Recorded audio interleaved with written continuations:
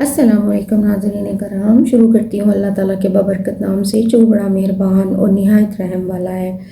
حضرت نوح علیہ السلام کشتی بناتے تو لوگ ہنسی مذاق کرتے اور خوب کہکہی لگاتے، تو حضرت نوح علیہ السلام کہتے کہ تم لوگ جان لوگے کہ عذاب آتا ہے اور عذاب رسوا کرنے والا، اور وہ چاروں تختے لگانے کے بعد کشتی تیار ہو گئی۔ حضرت جبرائیل علیہ السلام نے فرمایا، اے نوح تو بیت المعمور کی زیارت کر لے کیونکہ اللہ تعالیٰ اس کو اٹھا لے گا۔ اور جب انہوں نے اس کی زیارت کر لی تو اسے چوتھے آسمان پر فرشتے اٹھا کر لے گئے۔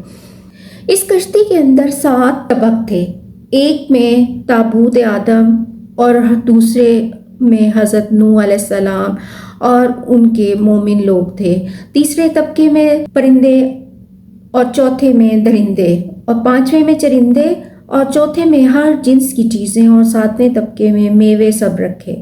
بس حضرت جبرائیل علیہ السلام نے فرمایا، اے نوح، اس طوفان کی علامت یہ ہے کہ جب آپ کے گھر سے تندور میں سے گرم گرم پانی ابلے گا تو طوفان نوح کا آغاز ہوگا۔ ایک روز ان کی بیوی روٹی پکاتی تھی کہ گرم گرم پانی ابل پڑا۔ اس نے آ کر حضرت نوح علیہ السلام سے کہا کہ تندور میں نے جوش مارا ہے اور پانی ابلنے لگا ہے۔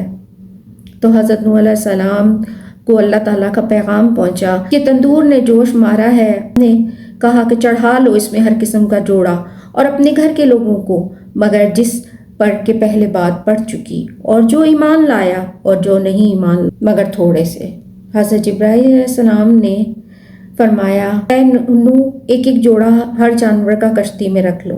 حضرت نوح کے گھر والوں میں سے حضرت نوح کے 3 بیٹے، ان کے نام یہ ہیں حام، سام اور یافت، سب کشتی میں سوار تھے۔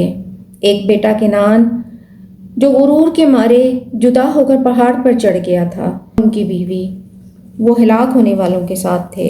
حضرت نوح نے پکارا اپنے بیٹے کو اور وہ ہو رہا تھا کنارے، اے بیٹے سوار ہو ہمارے ساتھ، مت رہ منکروں کے ساتھ۔